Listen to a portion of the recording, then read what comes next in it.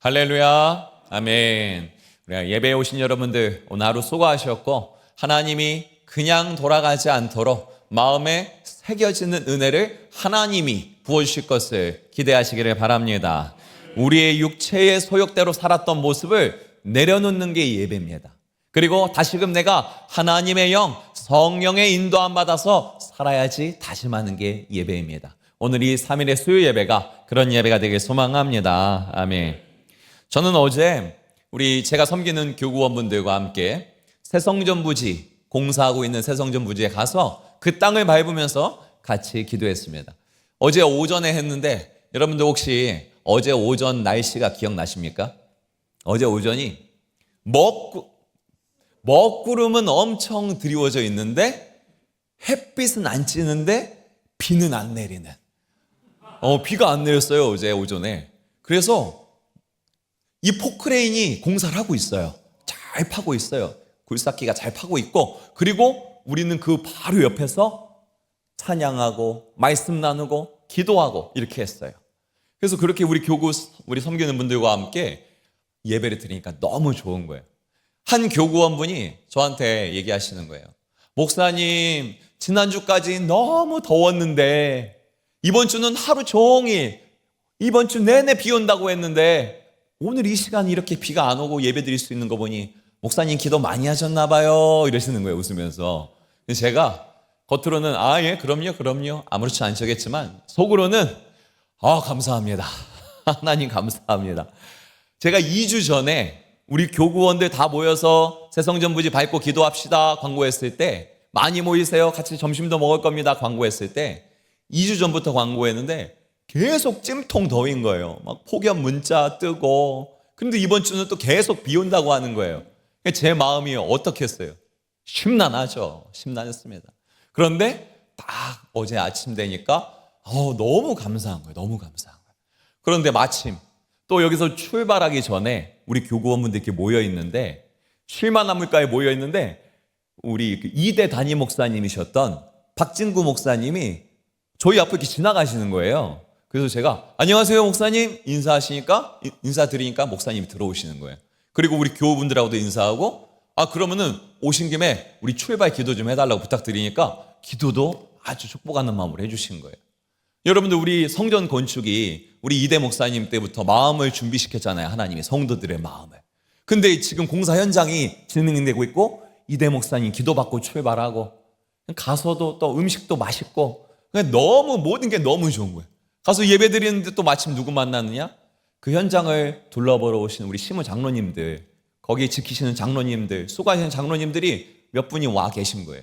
우연히 만나가지고 부탁도 안 드렸는데 예배 드리는 모습이 이쁘다고 사진도 찍어주시고, 그래서 너무 모든 게 좋은 거예요. 목사님 오늘 너무 좋아요 막 그러는 거예요, 우리 성도님들이. 그래서 제가 마치 저는 아무것도 계획한 게 없어요.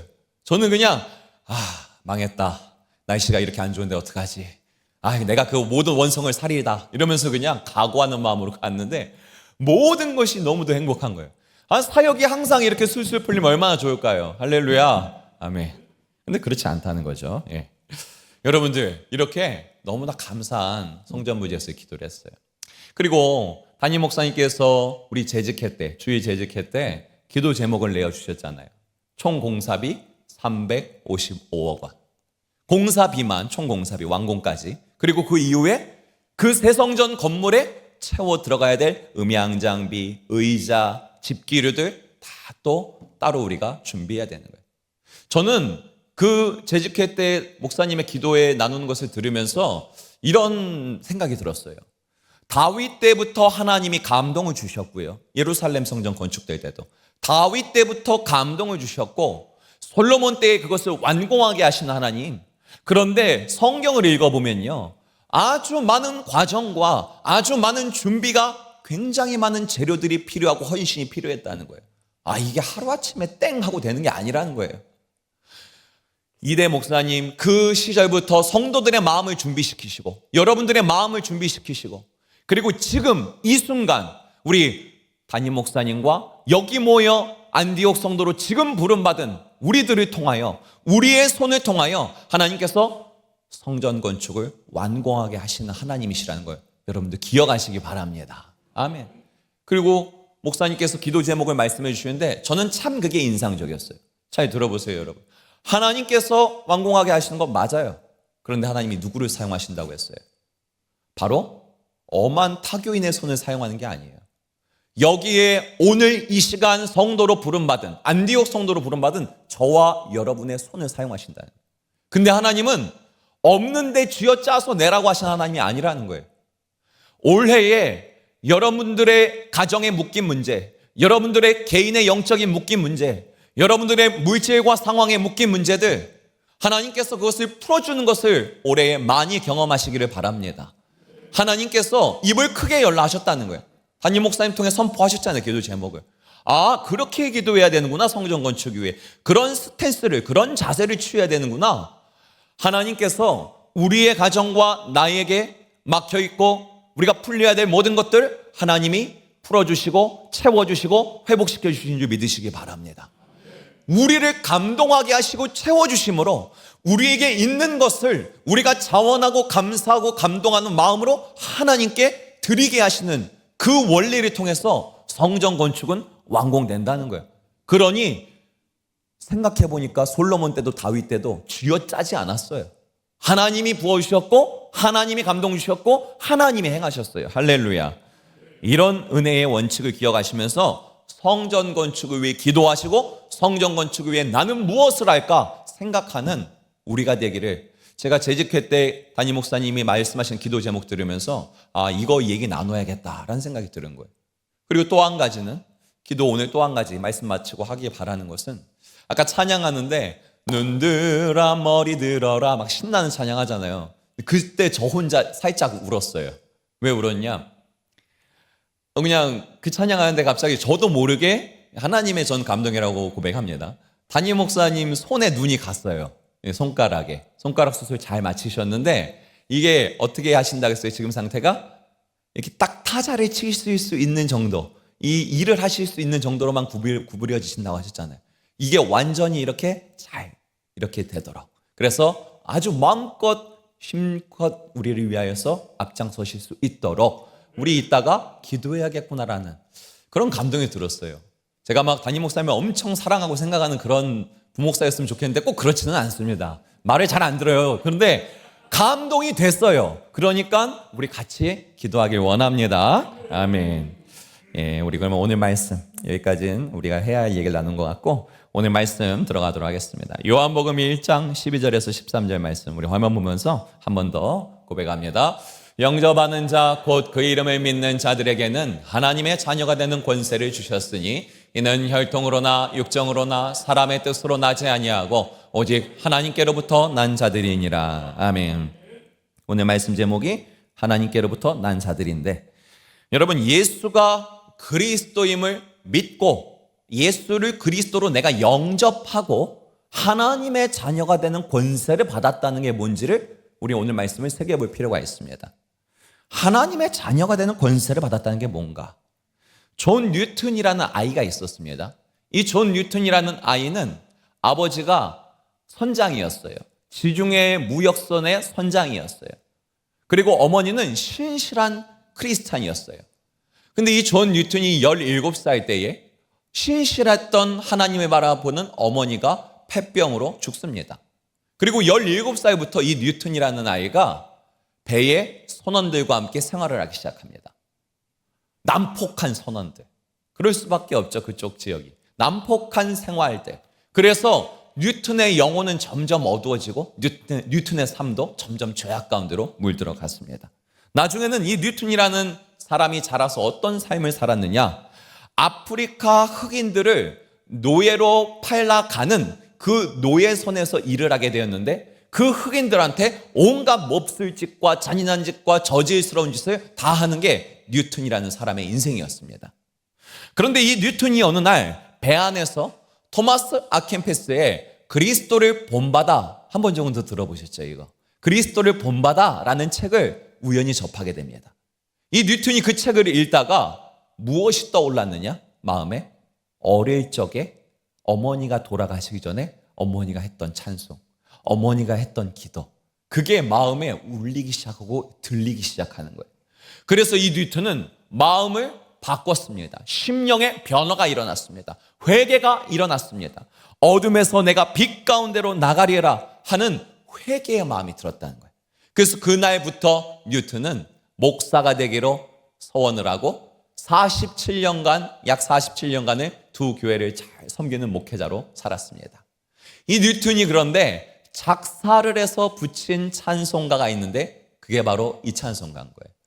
나 같은 죄인 살리신 그네 놀라와 잃었던 생명 찾았고 광명을 얻었네. 할렐루야, 아멘. 여러분, 우리가 예수를 그리스도로 믿어지고 그리스도를 내 심령의 주인으로 영접했다, 영접하여 하나님의 자녀가 되는 권세를 받았다라는 게 무엇인가? 죽음 이후에 천국 갈 티켓을 내밀 수 있는 자격이 주어졌다? 본질이 아닙니다. 내가 이 땅을 살아가면서 어려운 일 당할 때, 질병에 들었을 때, 시험과 환난이 왔을 때 하나님 도와주세요, 백지수표를 내밀 수 있는 권세를 받았다? 본질이 아닙니다. 진짜 본질, 내가 하나님의 자녀가 되었다, 하나님의 권세를 받았다는 본질은 바로 어둠에 묶여있던 내 영혼이 빛 가운데 거하기로 작정하는 마음이 내 안에서 불러 일어나와서 내가 빛 가운데로 나를 인도하는 예수 그리스도에게 내 삶을, 전권을 내어드렸다는 걸 진주 믿으시기 바랍니다. 아멘. 어둠에서 내 맘대로 살던 인생을 빛 가운데로 인도하는 예수께로 나를 내어드린 겁니다. 그때 내어드릴 때 모든 역사는 따라오는 겁니다. 할렐루야, 아멘. 원하고 바라고 기도하기는 이번 여름 사역들을 통해 어린이들, 청소년들, 청년들, 그리고 우리가 만날 해외와 우리 국내 단기 선교에 만날 영혼들, 그 모든 영혼들에게 어둠에서 빛 가운데로 나오는 하나님의 자녀가 되는 권세들이 그들에게 임하기를 주님의 이름으로 축원합니다. 아멘. 근데 여러분, 이어지는 말씀을 보니까 이렇게 하나님의 자녀가 되는 권세를 받고 하나님께로부터 난 자들이 되는 게 우리의 간절한 바람이나 우리의 노력으로 되는 게 아니라고 성경이 증언하고 있다는 거예요. 혈통으로나 육정으로나 사람의 뜻으로 되는 게 아니다 라고 말씀하고 있어요. 자, 여기서 먼저 혈통은 피를 가리킵니다. 우리의 혈통을 이어받은 게 누굽니까? 우리의 아들, 딸, 우리의 후손들이지 않습니까? 보통 자녀는 부모의 외형을 많이 닮습니다. 왜냐? 혈통을 이어받았기 때문에.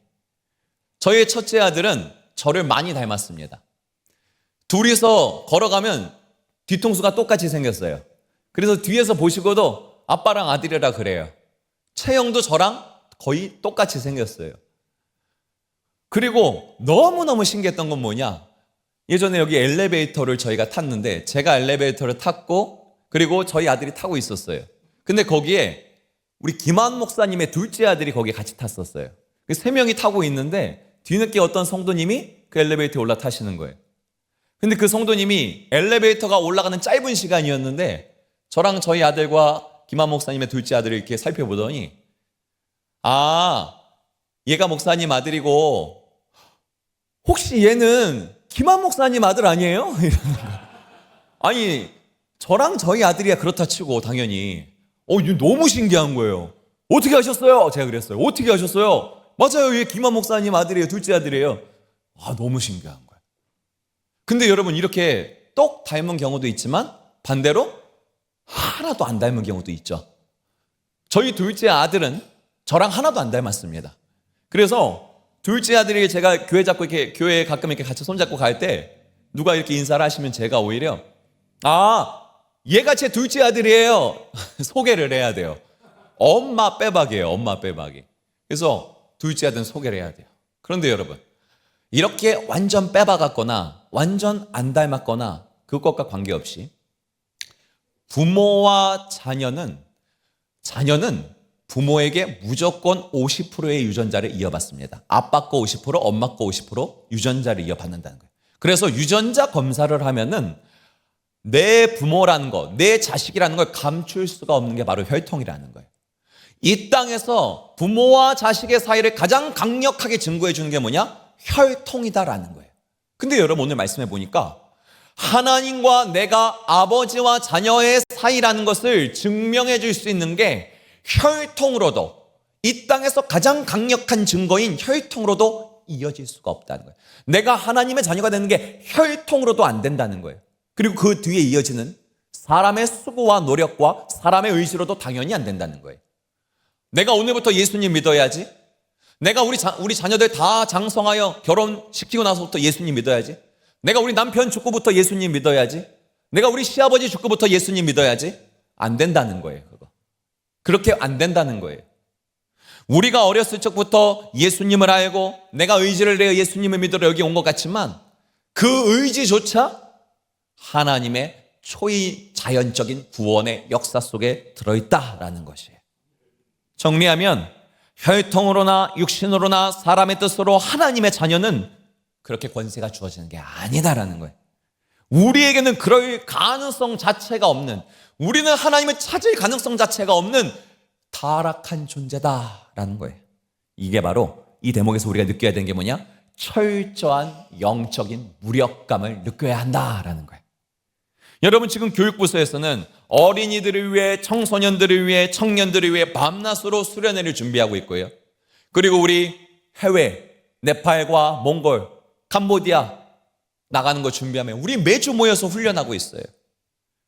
몽골과 네팔 팀은요, 같이 지금 한국적인 공연을 좀 보여드리자 해서 청소년부터 70대까지 일명열애 없이 주일마다 속옷 들고 이거 하고 있어요. 이거 연습하고 있어요. 장관이에요. 너무 멋져요. 제가 뒤에서 보고 있으면 너무 멋져요. 근데 여러분, 그렇게 우리가 열심히 노력하고 하고 있는데 또 하나 뭐 하고 있느냐? 감사 훈련하고 있어요. 우리 단기 선교팀 감사 훈련 어떻게 하느냐? 해외 나가면 불편한 일 투성이잖아요. 일주일이지만. 그러니까 불평하지 않으시라고, 불평보단 감사를 마음에 다 여기 새기라고 매일 카톡방에다가 감사 훈련하고 있어요. 모두가 감사를 올리고 있어요. 저는 그거 막 하트 눌러주고 따봉 눌러주고 웃음표 눌러주는데 하루에 너무 바빠요. 이렇게 정신이 없어요. 제가 몽골 단기 선교팀 담당으로 지금 섬기고 있잖아요. 이번에 제가 이런 생각까지 드는 거예요. 한 번은 진짜 이 한 달이 너무 길다. 이 준비하는 한 달이 너무 길다. 진짜 우리 장모님 표현이 생각나더라. 갑자기 오매증한 거 그래서 오매증한 거 이렇게까지 해야 되나? 그런 생각이 드는 거예요. 막. 근데 여러분 진짜 징한 게 뭔지 아십니까? 우리가 이렇게 열심히 노력하고 열심히 땀 흘리고 정성을 다해 준비한다고 해서 우리의 이 노력과 땀의 보상으로 우리가 만나는 단기 선교나 우리가 만나는 어린이들과 청소년들과 여기에서 성경학교와 수련하는 청년들이 반드시 하나님을 만나고 반드시 하나님의 자녀가 되는 권세를 받을 것이라는 보장은 없다라는 거예요. 부부가 자녀를 갖기 위해서 계획합니다. 의지를 발휘하고 주어진 몸들로 노력합니다. 그런다고 자녀가 생깁니까? 그렇지 않다는 거예요. 한 영혼이 하나님의 자녀가 되는 권세를 얻게 되는 것, 이에 관해서는 철저한 영적인 무력감을 가져야 된다라는 거예요. 그게 바로 혈통이나 육적으로나 사람의 뜻으로 안 된다라는 거예요. 하나님이 한 영혼 변화시키고 구원하는데 우리의 능력이 0.0000001%도 보탬이 될 수 없다. 여름 사역 애쓰고 수고하며 준비하는 우리들에게 이번에야말로 우리 아들, 우리 딸들, 우리 손자 손녀들 예수님 만나고 싶은 마음 갖고 있는 여러분들에게 왜 오늘 이런 말씀이, 이런 음성이 들려지고 있을까요? 제가 이렇게 사역을 준비하는 걸 가끔 봅니다. 어떤 분들은 찬양, 율동 이번에는 이거 하지 뭐, 프로그램 이렇게 돌리지 뭐, 저녁 집회는 이렇게 순서대로 준비하지 뭐, 이렇게 하면 여름 사역 끝. 정말 수고하는데 죄송한 말씀이지만 둔하고 미련한 제 눈으로 보기에도 초자연적인 구원의 역사를 일으키는 하나님을 의지하는 게 아니라 너무 익숙해져 버렸어요. 너무 익숙한 그 익숙함을 의지하는 게 보여요. 미련한 제 눈에도 보인다는 거예요. 그렇게 익숙함을 의지하면서 사역을 준비하고 익숙함을 의지하면서 뭔가를 한다고 해서 하나님은 그것을 보면서 얼마나 안타까워하실까. 죄송한 말씀이지만 사랑하는 여러분, 하나님께서는 저와 여러분들에게 초자연적 구원의 역사에 관해서는 철저하게 가난한 심령이 되라. 철저하게 굶주린 심령이 되라. 그렇게 말씀하고 계시다는 거예요. 여러분, 하나님이 바울을 이방 사도로 부르셨습니다. 그런데 바울한테 이렇게 말씀하셨어요. 바울아, 너는 이방인의 사도로 내가 너를 불렀다. 그러나 너는 구원에 관해 있어서는 굶주린 심령, 가난한 심령이 되라. 여러분, 바울이 얼마나 위대합니까? 얼마나 많은 사람들 전도한 전도자입니까? 얼마나 많은 이방의 개척 교회를 세운 선교사입니까?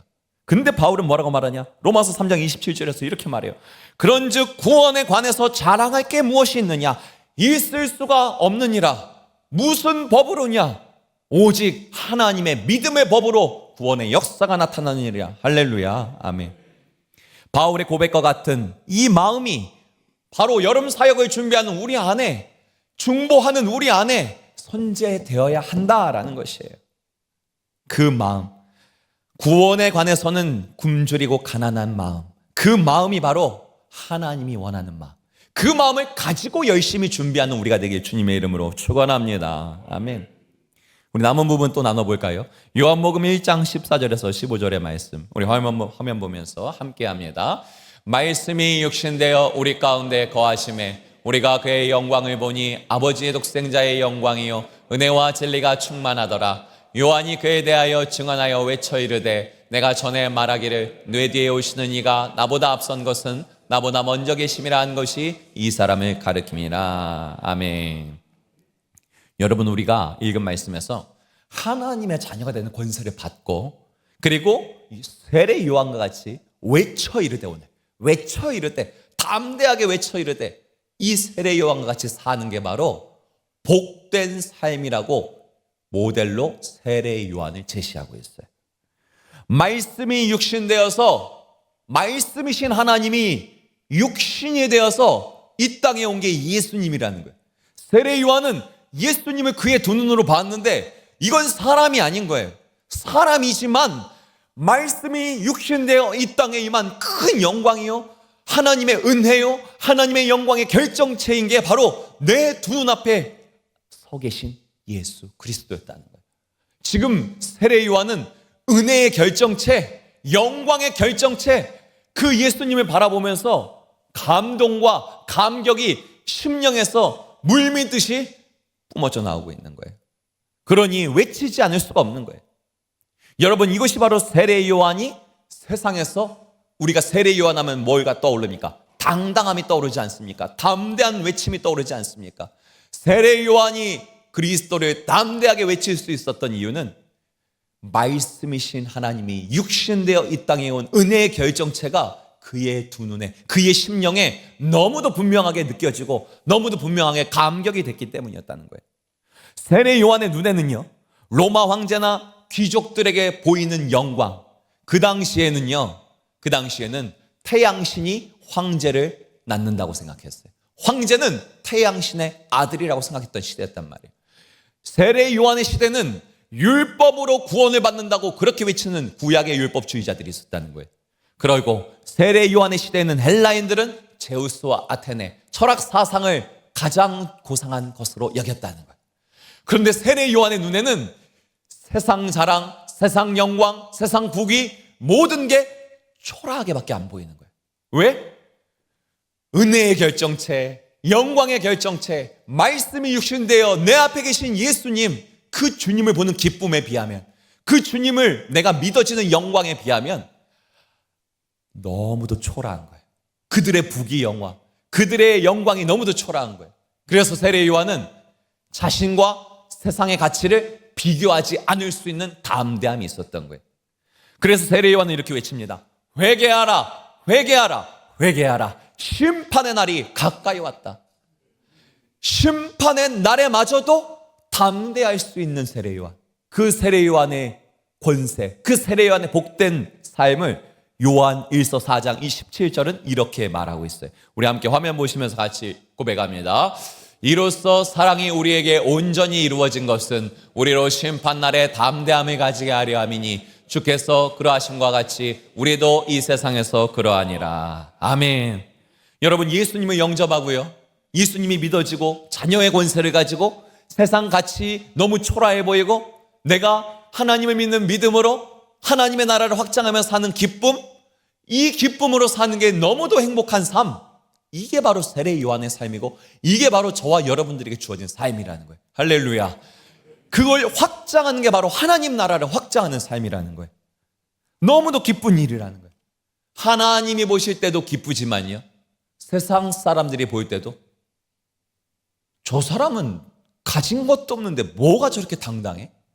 저 사람은 능력도 없고 몸도 아프고 저 사람은 세상에 비하면 아무것도 아닌 존재인데 뭐가 저렇게 기뻐? 그렇게 보일 수 있는 게 자녀의 권세, 세상 앞에 담대하게 살게 하려 함이라는 요한 1세 말씀이라는 거예요. 여러분, 우리가 받은 권세는 죽어서만이 아니라 이 땅에서부터 담대하게 사는 권세를, 복을 받은 줄 믿으시기 바랍니다. 아멘. 제가 섬기는 교구에서 그런 담대함으로 이 땅을 살아가는 한 분의 이야기를 나누고 기도하고자 해요. 88세 때 예수님을 인격적으로 만나신 성도님이 한 분 계세요. 정말 인격적으로 만났어요. 뜨겁게 만났어요. 살아계신 하나님을, 예수님을 영접했어요. 그래서 그분은 너무 열정이 많아서 한 달에 한 번씩 제가 가서 그분한테 아무것도 모르시니까, 안녕하세요 성도님, 이번 달에는 사도행전을 읽어보세요. 사도행전은 제자들이 성령을 받고 교회가 세워지고 이방 땅에 복음이 전해지는, 땅끝까지 복음이 전해지는 시작이 사도행전이에요. 이번에는 로마서를 읽어보세요. 로마서는 오직 의인은 믿음으로 말미암아 구원받는다는 이야기를 하고 있어요. 그리고 제가 시키는 거 다 읽으세요. 이번에는 성령 강림 절기니까 우리 193장 함께 찬송해 봅시다. 그럼 193장 적어놓고 그걸 다 또 숙제를 잘하고 계세요. 제가 한 달에 한 번 갈 때마다 그렇게 숙제를 잘하고 계신 성도님이세요. 근데 꼭 이렇게 말을 해요. 다 잊어버렸어요. 괜찮아요. 마음에 새겨지고 있으니까. 저는 그렇게 말씀해드려요. 그러던 어느 날 최근에 갔는데, 목사님, 저는 너무 기뻐요. 근데 목사님, 제가 요즘에 제가 이 경험한 일이 맞는지 확인 좀 해주세요. 이러는 거예요. 그 할머님 성도님께 제가 무슨 일이냐고 하니까, 그냥 집안에 혼자 사는데 이제 남편이 소천하는데 남편이 없어도 무섭지가 않고 혼자 사는 것도 참 기적인데, 집안 곳곳에 이렇게 샘물이 솟아나고 샘물이 터져나는 게 보인다는 거예요. 눈을 감아도 보이고 고개를 이쪽으로 돌려도 보이고 심지어 눈을 떠도 집에서 이렇게 샘물이 터져나오는 게 보인다는 거예요. 그거 이상한 거 아니에요. 예수님이 말씀하셨어요. 나를 믿는 자들은 배에서부터 생수의 강이 흘러나오리라. 그거 성령님 만난 거예요. 성령님 만난 거예요. 성령 체험, 성령 충만 받으신 거예요. 말씀드렸어요.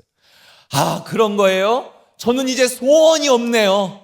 저는 예수님 만났고 성령도 받았으니 소원이 없네요. 이제 제 남은 삶은 그냥 나 이런 예수님 만났다고, 이 나이에도 이런 예수님 만났다고 증거하는 삶만 살면 되겠네요.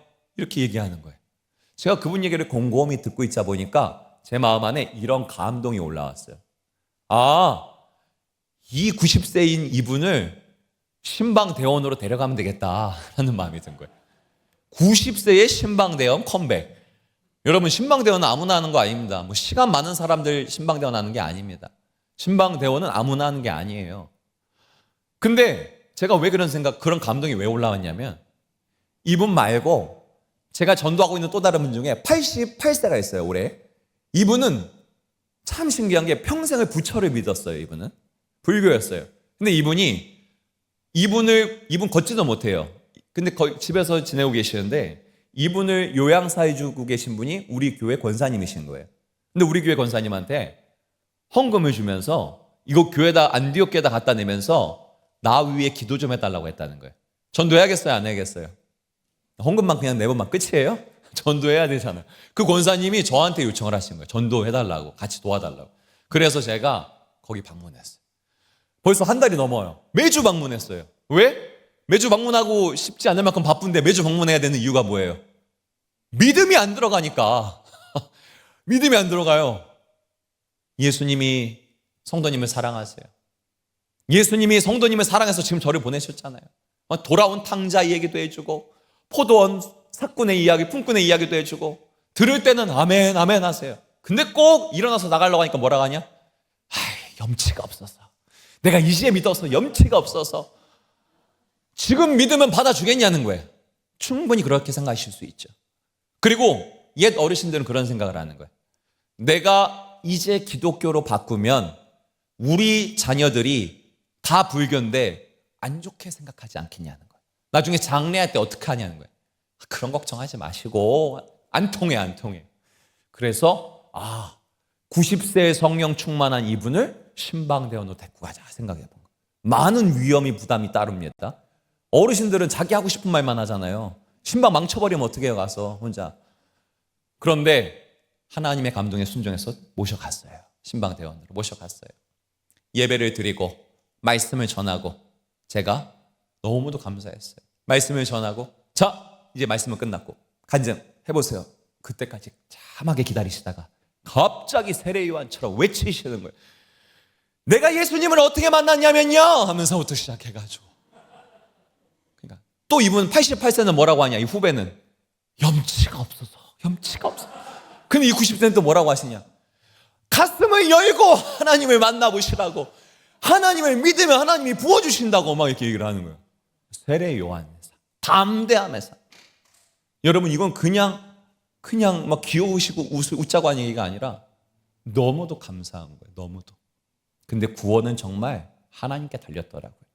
저는 솔직히 인간적인 생각으로 이분을, 이 90세 분을 가서 증거하면 연배도 비슷하고 인생의 고난도 풍파도 같이 헤쳐온 연배고 될 줄 알았어요. 솔직히 더 이상 신방 안 가도 될 줄 알았어요. 근데 또 나갈 때 뭐라고 하셨어요? 염치가 없어서.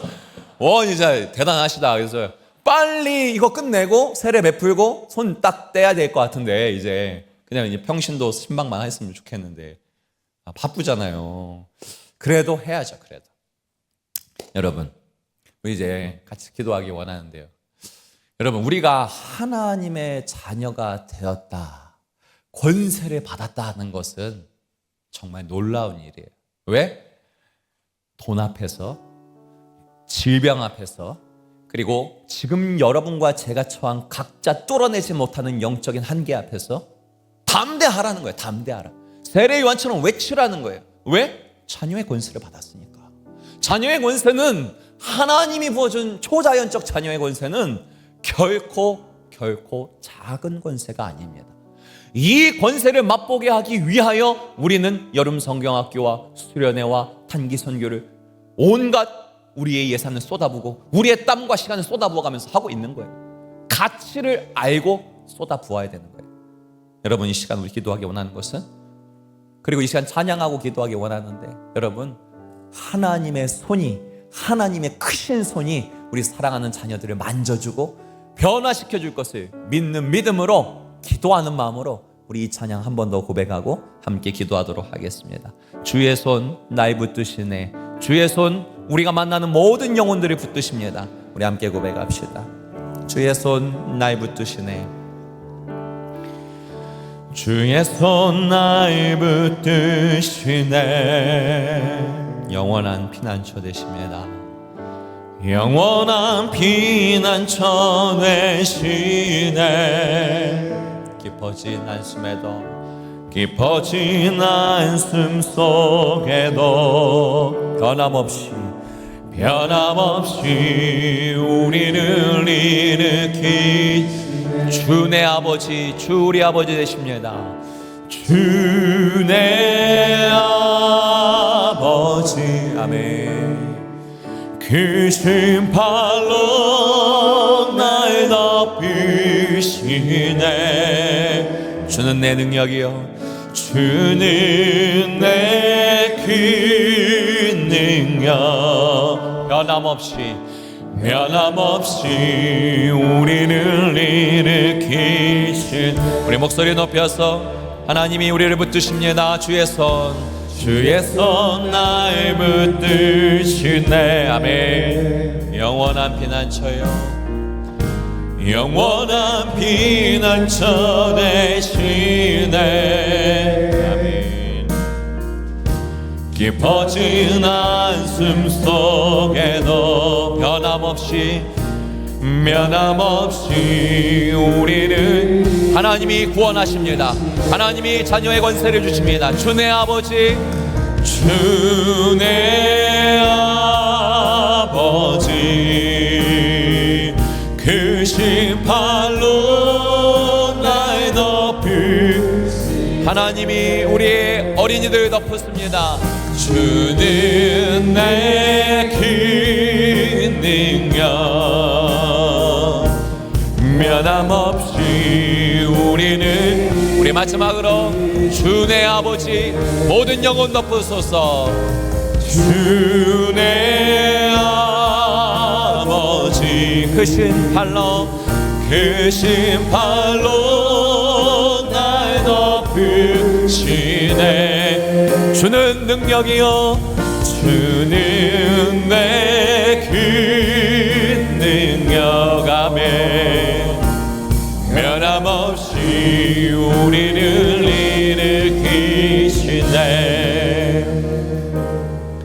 여러분, 이 시간 기도하기 원하는 것은, 우리가 자녀의 권세를 받았다는 것은 이렇게 놀라운 것이고, 또한 자녀의 권세를 받아야 할 사랑하는 어린 영혼, 사랑하는 청소년들, 사랑하는 청년들, 사랑하는 해외에서 만날, 그리고 국내에서 만날 그들에게 하나님 자녀의 권세를 주시는 것, 우리는 능력 없습니다. 최선을 다할 뿐이지만 아버지 익숙함을 의지하지 않고 하나님의 초자연적인 역사를 의지하는 여러분 사역들에게 주여 역사하여 주시고, 감동도 하여 주시고, 믿음도 하여 주옵소서. 우리 주님의 이름 간절하게 한번 부르고 합심으로 기도합니다.